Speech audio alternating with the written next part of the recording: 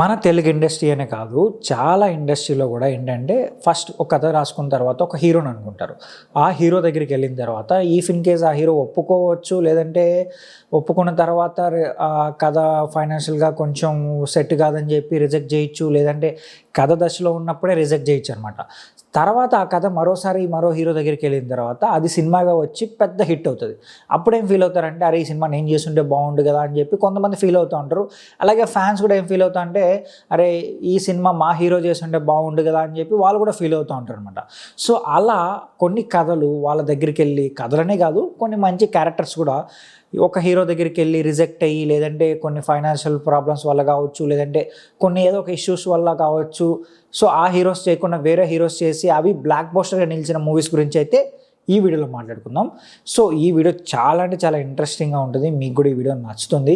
మీరు మా channel subscribe చేసుకున్నారంటే ఇలాంటి మోర్ ఇంట్రెస్టింగ్ వీడియోస్ అయితే నేను మీ ముందుకు వచ్చేస్తాను. సో ఇంకెందుకు ఆలస్యం, వీడియోలోకి వెళ్ళిపోదాం. ఈ లిస్ట్లో ఫస్ట్ మూవీ చూసుకున్నామంటే రాజా ది గ్రేట్ మూవీ ఉందన్నమాట. సో ఈ మూవీని ఏంటంటే ఫస్ట్ ఎన్టీఆర్ గారికి, ఆ తర్వాత రామ్ గారికి చెప్పారని కూడా ఒక న్యూస్ ఉంది. సో అప్పటికే చాలా మూవీస్తో ఆయన బిజీగా ఉండడం వల్ల ఈ సినిమాని అయితే చేయలేకపోయారు. ఆ తర్వాత రామ్ గారితో ఈ సినిమా ఫైనల్ అయిపోయిందని కూడా ఒక న్యూస్ ఉంది. బట్ ఏ కారణం చేత తర్వాత రామ్ గారితో చేయలేదో తెలియదు కానీ, సో ఈ స్క్రిప్ట్ అయితే రవితేజ గారి దగ్గరికి వెళ్ళింది. సో ఇంకా తర్వాత మీకు తెలిసిందే కదా, ఈ సినిమా బిగ్గెస్ట్ హిట్గా నిలిచిందనమాట రవితేజ గారి కెరియర్లో. సో ఇప్పటికీ మనం ఈ సినిమాని రిపీటెడ్గా చూస్తూ ఉంటాం. అందుకు కారణం రవితేజ గారే. సో ఆయన యాక్టింగ్ స్టైల్ కావచ్చు, ఈ సినిమాలో ఆయన కామెడీ కావచ్చు, చాలా అంటే చాలా బాగుంటుంది. సో తర్వాత చూసుకున్నామంటే సూర్య గారు ఏంటంటే 2 బ్లాక్ బస్టర్ సినిమాలు అయితే మిస్ చేసుకున్నారు. మగధీర అలాగే బిజినెస్ మ్యాన్ సినిమాలు అనమాట. సో ఈ సినిమాలు ఆయన చేసుంటే మాత్రం ఖచ్చితంగా ఆయన కెరియర్లో మాత్రం ఈ సినిమాలు బాగా యూజ్ అయ్యాయి. బట్ ఆయన మిస్ చేసుకున్నారు. ఒక స్టేజ్ పైన కూడా సూర్య గారు చెప్పారు, నేను రాజమౌళి గారితో ఒక సినిమా చేయాల్సింది, అది మిస్ అయిందని కూడా చెప్పారు. ఆ సినిమానే మగధీర అనమాట. బట్ ఆ టైంలో ఆయన సూర్య సన్ ఆఫ్ కృష్ణ మూవీ ఎంచుకున్నారు కాబట్టి సో ఆ సినిమాకి వెళ్ళాల్సి వచ్చింది. ఆయన సూర్య సన్ ఆఫ్ కృష్ణ మూవీ కూడా ఒక కల్ట్ సినిమాగా మిగిలిపోయింది. ఇప్పటికి కూడా ఆ సినిమా రిలీజ్ చేసినా కూడా చాలామంది అయితే వెళ్ళి చూస్తూ ఉంటారు. ఒక సపరేట్ ఫ్యాన్ బేస్ ఉంటుంది ఆ మూవీకి అనమాట.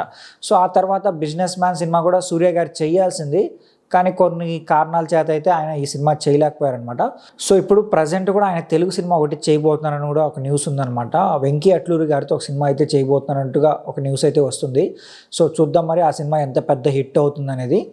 సో విజయ్ దేవరకొండ గారి కెరియర్లో అర్జున్ రెడ్డి సినిమా ఒక మైల్ స్టోన్గా నిలిచిపోయిందని చెప్పాలన్నమాట. ఆయన కెరియర్ని పూర్తిగా మార్చేసిన సినిమా ఏదన్నా ఉంది అంటే అది అర్జున్ రెడ్డి సినిమానే. బట్ అర్జున్ రెడ్డి సినిమా కథని ఫస్ట్ శర్వానంద్ గారికి నెరేట్ చేశారని కూడా ఒక న్యూస్ ఉంది. సో ఆయన కూడా సినిమా కథ నచ్చి ఈ కథ బాగుందని చెప్పి ఓకే చేశారు కూడా. తర్వాత కూడా ప్రొడ్యూసర్స్ కోసం ఆయన హెల్ప్ కూడా చేశారంట. అంటే సో సందీప్ రెడ్డి వంగ గారికి కొంతమంది ప్రొడ్యూసర్స్ కూడా పరిచయం చేశారని కూడా ఒక న్యూస్ ఉందన్నమాట. సో తర్వాత కొన్ని కారణాల చేత ఎందుకు మరి శర్వానంద్ గారు ఈ మూవీ చేయలేకపోయారు. ఇన్ కేస్ శర్వానంద్ గారు ఈ మూవీ చేస్తుంటే మాత్రం ఆయన కెరియర్లో ఈ మూవీ ఒక బిగ్గెస్ట్ హిట్గా నిలిచేది. సో ఆయన కూడా బాగా చేస్తారు. ఒక రగ్గుడ్ లుక్లో కానీ, ఒక hyper active type of characters కూడా ఆయన బాగా చేస్తారనమాట. మరి ఆ టైంలో ఆయన ఈ సినిమాని ఎందుకు రిజెక్ట్ చేశారనేది మాత్రం తెలియాల్సి ఉంది. సో ఒకవేళ శర్వానంద్ గారు చేస్తుంటే ఎలా ఉంటుందని మీరు అనుకుంటున్నారు కూడా కింద కామెంట్ చేయండి. సో తర్వాత ఈ లిస్ట్లో చూసుకున్నామంటే నేను లోకల్ సినిమా ఉంది. నేను లోకల్ సినిమా నాని గారి కెరియర్లో మంచి హిట్గా నిలిచింది. కానీ ఈ సినిమా కథని ఫస్ట్ సందీప్ కిషన్ గారికి చెప్పారంట. సో ఆయన కూడా ఈ కథ బాగుంది చేస్తారన్నట్టుగా న్యూస్ వచ్చింది. కానీ తర్వాత ఏమైందో మరి ఈ సినిమా కథ కాస్త నాని గారి దగ్గరికి వెళ్ళిందనమాట. ఇంకొక సినిమా కూడా ఉంది, హలో గురు ప్రేమ కోసం. ఈ సినిమా కథ కూడా ఫస్ట్ సందీప్ కిషన్ గారి దగ్గరికి వెళ్ళింది, ఆ తర్వాతే రామ్ గారి దగ్గరికి వచ్చిందని కూడా ఒక న్యూస్ ఉంది. 2 హిట్ మూవీస్ అయితే సందీప్ కిషన్ గారు మిస్ చేసుకున్నారని తెలుస్తుంది అనమాట. సో ఇన్ కేస్ ఆయన ఈ 2 మూవీస్ చేస్తుంటే మాత్రం ఆయన కెరియర్లో కొంచెం హెల్ప్ అయ్యేది. సో తర్వాత చూసుకున్నామంటే పుష్ప మూవీని అల్లు అర్జున్ గారి కంటే ముందు మహేష్ బాబు గారికి చెప్పారని కూడా ఒక న్యూస్ ఉందన్నమాట. అంటే కథ రూపంలో చెప్పలేదంట, జస్ట్ క్యారెక్టర్ ఇలా ఉంటుందని చెప్పి మహేష్ బాబు గారికి చెప్పారంట. సో బట్ మహేష్ బాబు గారు ఎందుకో మరి ఆ కథని యాక్సెప్ట్ చేయలేదని కూడా ఒక న్యూస్ ఉంది. సో ఆ తర్వాత ఆ కథ కాస్త అల్లు అర్జున్ గారికి వెళ్ళింది. సో ఇప్పుడు చూశారుగా ఇండియా వైడ్ పుష్ప మూవీ ఎంత పెద్ద హిట్ అయింది. పుష్ప 2 మూవీ మాత్రం ఇండియాస్ బిగ్గెస్ట్ హిట్గా నిలిచిందనమాట. అలాగే పుష్ప 1కి అల్లు అర్జున్ గారికి నేషనల్ అవార్డు కూడా వచ్చింది. సో ఇప్పుడు పుష్ప 2తో కూడా మరోసారి నేషనల్ అవార్డు కూడా రావచ్చు అని కూడా సో చాలామంది ఫీల్ అవుతున్నారు. ఇప్పుడు చాలామంది ఏమనుకుంటున్నారంటే ఈ క్యారెక్టర్ని మహేష్ బాబు గారు చేస్తుంటే బాగుండు కదా అని చెప్పి కూడా కొంతమంది అయితే ఫీల్ అవుతున్నారు. కానీ ఇప్పుడైతే మనం అల్లు అర్జున్ గారిని తప్ప మరో యాక్టర్ని అయితే ఊహించుకోలేమన్నమాట. సో అంతలా పుష్పరాజ్ క్యారెక్టర్లో అయితే ఆయన జీవించేశారు. సో తర్వాత చూసుకున్నామంటే సీతమ్మ వాకిట్లో సిరిమల్లె చెట్లు ప్రకాష్ రాజ్ గారు ఉన్నారు కదా, ఆ క్యారెక్టర్లో రజనీకాంత్ గారు చేయాల్సిందంట. ఇదే విషయాన్ని ఆ సినిమా డైరెక్టర్ అయిన శ్రీకాంత్ అడ్డాల గారు సో ఒక ఇంటర్వ్యూలో అయితే చెప్పారనమాట. ఫస్ట్ ఈ క్యారెక్టర్కి రజనీకాంత్ గారిని అనుకున్నాం, సో ఆయన దగ్గరికి వెళ్ళి కథ కూడా చెప్పారంట. కథ కూడా ఆయనకి నచ్చింది. బట్ ఏంటంటే ఆ టైంలో ఆయన హెల్త్ బాగోలేకపోవడం వల్ల ఆయన చేయలేకపోయారంట. సో రజనీకాంత్ కెరియర్లో ఇంకొక సినిమా కూడా ఉంది, దృశ్యం. మలయాళంలో దృశ్యం సినిమా ఎంత పెద్ద హిట్ అయిందో మనందరికీ తెలుసు. మన తెలుగులో కూడా వెంకటేష్ గారు రీమేక్ చేసి చాలా అంటే చాలా పెద్ద హిట్ కొట్టారనమాట.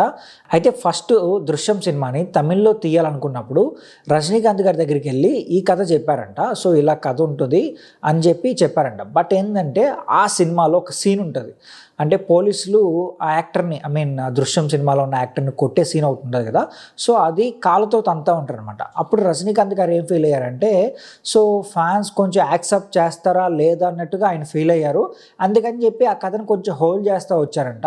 బట్ ఆ కథ కాస్త కమల్ హాసన్ గారి దగ్గరికి వెళ్ళింది. సో ఆయన అయితే యాక్సెప్ట్ చేశారు. సో ఆ తర్వాత ఆ విషయం రజనీకాంత్ గారికి కూడా తెలిసింది. ఆయన కూడా ఏంటంటే ఓకే, ఈ క్యారెక్టర్కి కమల్ హాసన్ గారు అయితే చాలా బాగుంటుంది అని చెప్పి ఆయన కూడా ఫిక్స్ అయ్యి సో ఆయన అయితే ఆ ప్రాజెక్ట్ నుంచి తప్పుకున్నారని తెలిసిందనమాట. ఇన్ కేస్ దృశ్యం పక్కన పెట్టేస్తే సీతమ్మ వాకిట్లో సిరిమల్లె చెట్టులో కానీ ఆయన యాక్ట్ చేస్తుంటే మాత్రం ఆ సినిమా మాత్రం ఇండియా వైడ్ మంచి హిట్ అయ్యేదన్నమాట. అంటే ఇప్పుడు మన తెలుగు వరకు అయితే చాలా పెద్ద హిట్ అయిన సినిమా. ఒకవేళ రజనీకాంత్ గారు యాక్ట్ చేస్తుంటే మాత్రం ఖచ్చితంగా మంచి కలెక్షన్స్ అయితే రాబట్టేది ఇండియా వైడ్. సో చూద్దాం మరి ఫ్యూచర్లో కూడా ఒకవేళ మరోసారి అలాంటి క్యారెక్టర్ ఏమైనా వచ్చి రజనీకాంత్ గారు చేస్తే మాత్రం ఖచ్చితంగా సినిమా పెద్ద హిట్ అవుతుంది. తర్వాత చూసుకున్నామంటే కింగ్డమ్. రీసెంట్గా కింగ్డమ్ టీజర్ రిలీజ్ అయింది. సో ఈ టీజర్ చాలా అంటే చాలా బాగుందనమాట. బట్ ఈ టీజర్ రిలీజ్ అయిన తర్వాత నుంచి ఒక న్యూస్ అయితే సోషల్ మీడియాలో బాగా సర్క్యులేట్ అవుతుంది. ఏంటంటే యాక్చువల్గా ఈ సినిమాని రామ్ చరణ్ గారు తీయాలంట. సో గౌతమ్ గారు ఏంటంటే ఫస్ట్ ఈ కథని రామ్ చరణ్ గారికి చెప్పారని, సో ఆయన కూడా ఈ కథ బాగా నచ్చింది. బట్ ఏంటంటే గేమ్ చేంజర్ సినిమా ఉండడం వల్ల, ఆ సినిమాలో బిజీగా ఉండడం వల్ల కింగ్డమ్ సినిమాని అయితే ఆయన చేయలేకపోయాడంట. సో అది కాస్త విజయ్ దేవరకొండ గారి చేతుల్లోకి అయితే వచ్చేసింది. సో దానికి సంబంధించి టీజర్ చూసిన తర్వాత అరే రామ్ చరణ్ గారు ఉంటే ఇంకా బాగుండు కదా, ఈ క్యారెక్టర్లో ఇంకా బాగా ఎలివేట్ అయ్యేది కదా అని చెప్పి కొంతమంది ఫ్యాన్స్ అయితే ఫీల్ అవుతున్నారు. సో బట్ విజయ్ గారు అయితే మాత్రం జీవించేశారు ఆ క్యారెక్టర్లో. సో ఒకవేళ రామ్ చరణ్ గారు చేస్తుంటే ఇంకొక లెవెల్లో ఉండేదేమో అన్నట్టు కూడా ఒక న్యూస్ అయితే ఉందన్నమాట. అలాగే రామ్ చరణ్ గారు ఏంటంటే మగధీర సినిమా తర్వాత జోష్ సినిమా చేయాల్సిందంట. సో జోష్ సినిమా కథనైతే రామ్ చరణ్ గారికి నెరేట్ చేసిన తర్వాత ఆయనకి కథ నచ్చింది. తర్వాత చిరంజీవి గారి దగ్గరికి వెళ్ళారంట. బట్ చిరంజీవి గారు ఏం ఫీల్ అయ్యారంటే లేదు అంత మంచి క్యారెక్టర్, అంటే అంత పవర్ఫుల్ క్యారెక్టర్ చేసిన తర్వాత ఈ టైప్ ఆఫ్ సబ్జెక్ట్ సరిపోదేమో అని చెప్పి ఆయన అయితే ఆ కథను కొంచెం పక్కన పెట్టారు. సో ఆ కథ కాస్త నాగ చైతన్య గారి చేతుల్లోకి వెళ్ళింది. సో ఆయన కెరియర్లో అదొక మంచి సినిమాగా నిలిచింది అనమాట. అంటే కమర్షియల్గా పెద్ద హిట్ కాలేదు కానీ ఇప్పటికీ జోష్ సినిమాకి ఒక సపరేట్ ఫ్యాన్ బేస్ అయితే ఉంటుంది. చాలా బాగుంటుంది ఆ సినిమాలో సాంగ్స్ కావచ్చు, కొన్ని సీన్స్ కావచ్చు, చాలా బాగుంటుంది. బట్ తర్వాత రామ్ చరణ్ గారు ఏంటంటే ఆరెంజ్ సినిమాతో వచ్చారు. నాగ చైతన్య గారి కెరియర్లో కూడా ఏంటంటే జోష్ సినిమా కన్నా కొత్త బంగారు లోకం సినిమా చేయాల్సిందనమాట. బట్ ఏంటంటే నాగార్జున గారు ఏమనుకున్నారంటే మరి ఇంత ఫీల్ గుడ్ సినిమాతో ఇంట్రడ్యూస్ అవ్వడం కన్నా ఒక మాస్ టైప్ ఆఫ్ పవర్ఫుల్ సినిమాతో ఇంట్రడ్యూస్ అయితే బాగుంటుందని చెప్పి ఆయన జోష్ సబ్జెక్ట్ అయితే ఎంచుకున్నారు. సో రామ్ చరణ్ గారు ఒకవేళ జోష్ సినిమా చేసి నాగ చైతన్య గారు ఒకవేళ కొత్త బంగారు లోకం సినిమా చేసుంటే ఎలా ఉంటుందో కూడా కింద కామెంట్ చేయండి. సో మీరేమనుకుంటున్నారు, ఇప్పుడు నేను చెప్పిన మూవీస్లో ఈ యాక్టర్స్ అయితే బాగుంటుందా లేదంటే ఈ యాక్టర్స్ అయితే బాగుంటుందని మీరేమనుకుంటున్నారు కూడా కామెంట్ చేసి చెప్పండి. ఈ వీడియో నచ్చితే మా ఛానల్ సబ్స్క్రైబ్ చేసుకోండి. ఇలాంటి మోర్ ఇంట్రెస్టింగ్ వీడియోస్ అయితే నేను మీ ముందుకు వచ్చేస్తాను.